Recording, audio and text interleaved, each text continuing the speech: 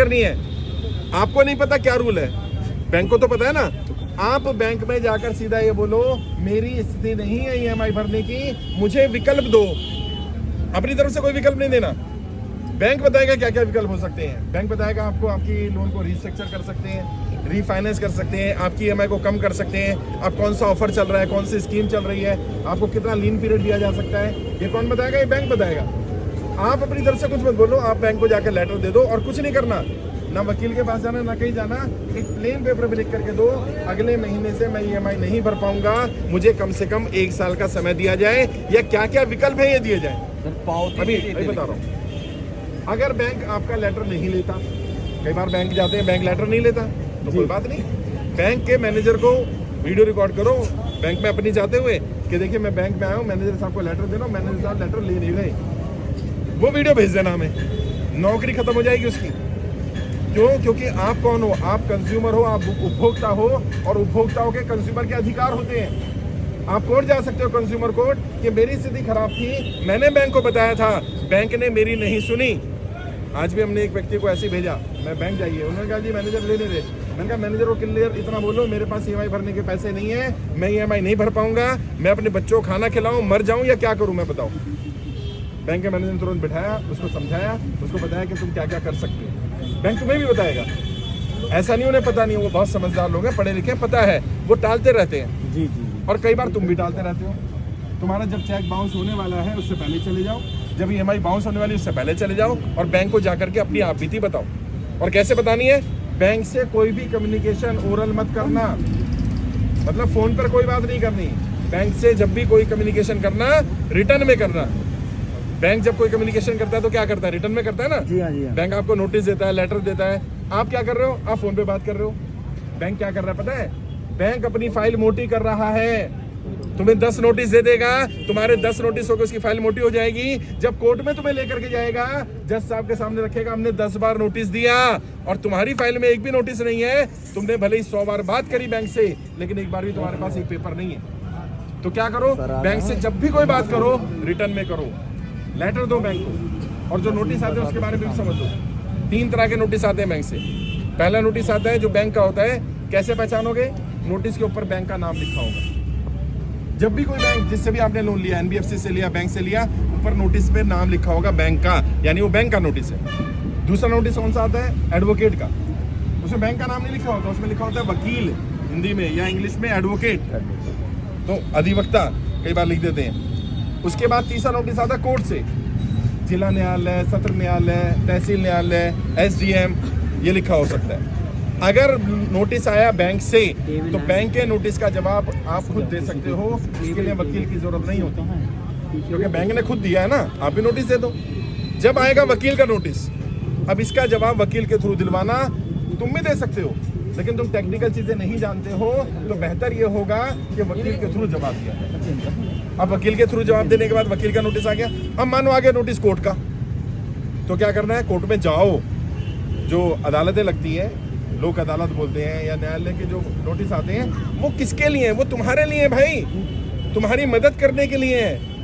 वो क्यों बुलाया जाता है? कि आप आकर के अपनी स्थिति बताओ और सेटलमेंट कर लो। पैसे नहीं है तो समय ले लो। अभी 2-4 दिन पहले भी अदालत लगी थी, वहाँ काफ़ी लोग हैं, कई लोगों ने कहा सर हमारे पास पैसे नहीं है, और अपनी स्थिति बताई। एक व्यक्ति ने कहा मेरी नौकरी छूट गई, मैंने उसने लेटर दिखाया कि देखिए मेरे को नौकरी से निकाल दिया गया, मेरी नौकरी छूट गई है, मेरे पास कमाई का कोई साधन नहीं है, मेरे पास कोई सेविंग नहीं है, बताइए मैं क्या करूं? तो जैसा आपने उसको समय दिला दिया। प्रॉब्लम क्या? आप ऐसी स्थिति का इंतजार करते रहते हो, और इंतजार करते रहते हो जब सारी तरफ से फंस जाते हैं। और जो कर्जे की दलदल है, जो मैं बार बार बोलता हूँ, कर्जे की दलदल क्या है? एक जगह से कर्जा लिया, उसे चुकाने के लिए फिर दूसरा कर्जा ले लिया। ये टोपी बड़ी होती जा रही है। पहले 10 लाख लिया, अब इसको उतारने के लिए 20 लाख ले लिया, फिर 50 लाख ले लिया। वो टोपी बड़ी बड़ी करते करते कर्जा इतना बड़ा हो गया कि अब कर्जा उतर नहीं रहा। उस स्थिति में अगर आप फंस जाओगे तो उससे निकल पाना मुश्किल होगा। फिर भी घबराना नहीं है, डरना नहीं है। मैं आपकी लड़ाई लड़ रहा हूँ। मैं आपके बीच क्यों आया? इसीलिए आया आपको बताने के लिए कि देश में कर्जा मुक्ति अभियान चल रहा है। अभियान पूरी तरह से निःशुल्क है, 1 रुपया भी किसी को नहीं देना है, किसी से रुपया लिया भी नहीं गया होगा। जब हमारी संख्या 25,000 थी तो सरकार इसको सीरियसली नहीं ले रही थी। जब संख्या 50,000 हुई तो सरकार पे थोड़ा दबाव पड़ना शुरू हुआ। जब संख्या 1 लाख हुई तो सरकार पे और ज्यादा दबाव पड़ा। आज 2 लाख से ज्यादा लोग कर्जा मुक्ति अभियान में जुड़ चुके हैं। अकेले मध्य प्रदेश में ही 15-20 हजार ज्यादा लोग जुड़ चुके हैं। इससे पहले मैं अभी होकर गया हूँ, सागर में था, सुबह विदिशा में था, मैं दोपहर में सागर में था, सुबह विदिशा में था। अभी यहाँ से जाने वाले, कल हम सुबह झांसी मिलेंगे लोगों से उत्तर प्रदेश में, उसके बाद हम ग्वालियर आ जाएंगे वापस, ग्वालियर मुलाकात करने वाले हैं। उससे पहले हम लोग इंदौर में मिले, भोपाल में मिले। पूरे इंडिया में मैं जा रहा हूँ। इससे पहले वेस्ट बंगाल होकर के आया, मैं गुजरात होकर के आया, महाराष्ट्र होकर के आया और बाकी राज्यों में मैं जा रहा हूँ। सिर्फ एक कोशिश है, अगर आप में से कोई कर्जे की जरूरत फंस गया है, कोई गलत कदम मत उठाइए, इसमें आपकी गलती नहीं है, इसके लिए सरकार की गलत नीतियाँ जिम्मेदार है। लॉकडाउन आपने नहीं लगाया, नोटबंदी आपने नहीं करी, जीएसटी आप नहीं लेकर के आए, तो जो सरकारों की गलतियां हैं उसकी सजा आपको क्यों मिले? और आपको सजा नहीं मिलनी चाहिए। कोई गलत कदम मत उठाइए। आप सबसे हाथ जोड़ के विनती है, ऐसा कोई फैसला मत लीजिए जिससे आपके जीवन पर आफत आ जाए। अभी सागर में भी एक व्यक्ति ने बताया कि सर मैं तो मरने जा रहा था, कह रहा मैं जिंदा नहीं रहता, मैं सुसाइड कर लेता, आपकी वीडियो देखी तो मैं बच गया। अभी भोपाल में भी एक व्यक्ति ऐसे मिले, इंदौर में मिले। लोग लगातार, उनके पास कोई विकल्प नहीं दिख रहा है। आपको मैं विकल्प दे रहा हूँ, क्या करो? सबसे पहले फॉर्म भरो। जिन लोगों ने फॉर्म नहीं भरा वो फॉर्म भरो। फॉर्म ऑनलाइन ही भरना है। जिन लोगों ने फॉर्म नहीं भरा उन्हें अभी फॉर्म का लिंक दे दिया जाएगा, ऑनलाइन फॉर्म भरो। और उसमें फॉर्म में पूछा गया है क्या आप किस्त भर पा रहे हैं कि नहीं भर पा रहे। जो भर पा रहे हैं वो भरते रहना, क्योंकि हमारी किसी से लड़ाई नहीं है कि किस्त छोड़ देनी है, पैसा लिया देना पड़ेगा। जो नहीं भर पा रहे हैं वो कारण बताना क्यों नहीं भर पा रहे, नौकरी नहीं है, व्यापार नहीं है, जो भी रीजन है। और वित्त मंत्रालय को आपकी फाइल भेजी जाएगी। जिन्होंने फॉर्म भर दिया है उनकी फाइल लगातार भेजी जा रही है। 7 बार वित्त मंत्रालय डेलीगेशन जा चुका है। पहले तो सरकार मान ही नहीं थी इतनी प्रॉब्लम है, लेकिन फिर सरकार को अपने ने लगा कि हाँ प्रॉब्लम बड़ी है। और सोचो अभी तो 2 लाख हुए हैं, जिस दिन ये 20 लाख हो जाएंगे उस दिन क्या होगा, जिस दिन 1 करोड़ हो जाएंगे उस दिन क्या होगा। ये संख्या लगातार बढ़ रही है, हमें संगठित होना पड़ेगा। एक माँ भी अपने बच्चे को तब तक दूध नहीं पिलाती साहब जब तक वो रोता नहीं है। छोटा बच्चा, दूध पीता बच्चा, माँ को कैसे पता चलेगा उसको परेशानी है? रोएगा तब। सरकार तो माई बाप है, सरकार को कैसे पता चलेगा जब तक हम अपनी बात बताएंगे नहीं। बड़े लोगों का पता चल जाता है क्योंकि वो अपनी बात बता देते हैं, आम लोगों का नहीं पता चलता। मैंने क्या किया, आम लोगों की जानकारी सरकार को देनी शुरू कर दी। और मेरे ऊपर कोई कर्जा नहीं है, मेरी टीम पर कोई कर्जा नहीं है। प्रदेश अध्यक्ष है हमारे कर्जा मुक्ति के, इनके ऊपर कोई कर्जा नहीं है। ये हमारे प्रदेश प्रभारी है, इनके ऊपर कोई कर्जा नहीं है। ये हमारे लोकसभा प्रभारी है, इनके ऊपर कोई कर्जा नहीं है। कपिल का है, ये हमारे लोकसभा प्रभारी हैं, इन पर भी कोई कर्जा नहीं है। यारी भाई हमारे साथ हैं, इन पर कोई कर्जा नहीं है। ये पवन जी हैं, इंदौर के लोकसभा प्रभारी हैं, इनके ऊपर कोई कर्जा नहीं है। एडवोकेट भी हैं। हम सब आपकी लड़ाई लड़ रहे हैं। कब तक लड़ सकते हैं या कैसे लड़ेंगे हम? जब तक आप संगठित नहीं होंगे। अपने भेदभाव को मिटाओ। और क्या करो, आज ही जो लोग आए इनका एक व्हाट्सएप ग्रुप बना दूंगा। मानो इनके साथ समस्या आ गई, बैंक वाला परेशान कर रहा है, NBFC वाला, कोई साहूकार, कोई भी परेशान कर रहा है, सारे ये जो 50-60 लोग सब पहुंच जाओ इसके यहाँ। और भाई मेरा भाई है, क्यों परेशान कर रहा है इसको? अच्छा इनके यहाँ समस्या है, फिर सब इंडिया पहुंच जाओ। फिर किसी में हिम्मत नहीं है। वो कहानी सुनिए ना, एक एक लकड़ी को तो तोड़ा जा सकता है, लकड़ी का जब गट्ठर बन जाएगा उसे नहीं तोड़ा जा सकता। और अपने यहाँ केंद्र खोलो। कई लोगों ने केंद्र खोल रखा है, आप में से बैनर लगाओ मेरा कर्जा मुक्ति का, ऐसा बैनर मिल जाएगा आपको, अपने यहाँ लगा लो। कोई साहूकार, कोई व्यक्ति जो आपके यहाँ रिकवरी के लिए आता है वो बदतमीजी नहीं कर पाएगा, मिसबिहेव नहीं कर पाएगा। और कोई आ जाएगा रिकवरी का, बैंक वाला आ जाए, NBFC वाला आ जाए, कुछ नहीं करना तुमने बदतमीजी नहीं कर रही। सबसे पहले उससे पूछो भाई कहाँ से आए हो? वो कहे जी बैंक से आया हूँ। आई कार्ड दिखाओ, सिंपल। बिना आई कार्ड के वो रिकवरी नहीं कर सकता। अच्छा उसको आई कार्ड होना चाहिए, जिस बैंक का आया है उस बैंक का होना चाहिए जी। अच्छा कई बार कहते हैं जी मेरी तो कंपनी से आया हूँ, मैं रिकवरी की कंपनी है हमारी, बैंक ने हमें काम दिया है। कोई बात नहीं, कंपनी का आई कार्ड दिखा दो।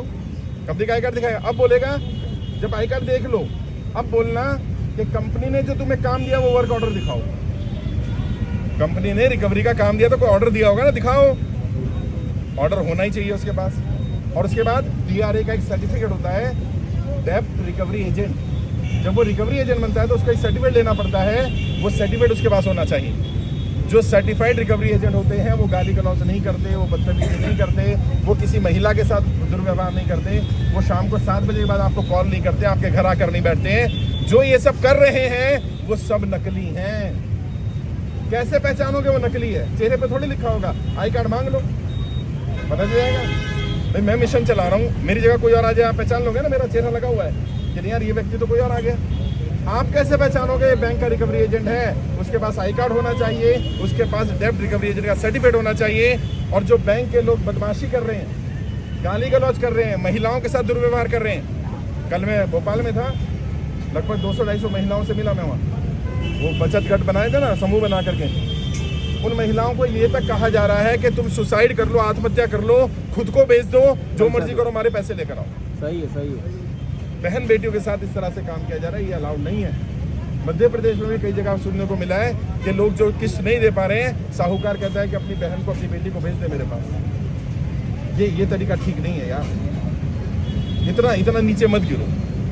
और जो साहूकार ऐसा कर रहे हैं उन्हें भी ये बताना चाहता हूँ कि अगर आपने किसी के साथ गलत करा है, सजा मिलेगी। क्योंकि अगर आपको अपने अधिकार पता होते ना, तो कोई आपके साथ गलत कर नहीं सकता था। हाँ ठीक है, किसी ने पैसा दिया, समय पर मदद की हमारी, लेकिन इसका मतलब नहीं उसने हमें खरीद लिया, हम गुलाम नहीं बन गए उसके। और कई लोग कह रहे हैं मैंने रिश्तेदार से पैसा लिया है, मैंने तो अपने जानकार से लिया है, मेरा जब लोन माफ होगा तो उसके पैसे क्या होगा, उसका नियम भी सुनकर जाओ। मानो इन्होंने पैसा लिया, इनसे लिया, ठीक है, आपस में जानते हैं, ब्याज पे लिया नहीं लिया वो अलग बात है। इन्होंने इनसे पैसा लिया, इनका लोन सरकार ने माफ कर दिया, इनके पैसे क्या होगा? इनका पैसा मर जाएगा? नहीं, बेचारे ने मदद करी यार, देना पड़ेगा। इनका पैसा सरकार देगी। तो लोन माफी का प्रोसीजर क्या होता है? जब सरकार लोन माफ करती है तो जिसने लिया होता है उसका तो माफ हो जाता है, और जिससे लिया होता है उसका पैसा सरकार भरती है। जैसे जब किसानों का 2 बार लोन माफ हुआ, 1990 में हुआ और 2008 में हुआ, तो किसानों का तो लोन माफ हो गया, बैंक का पैसा, बैंक डूब जाएगा ऐसे तो, बैंक का पैसा सरकार ने दे दिया।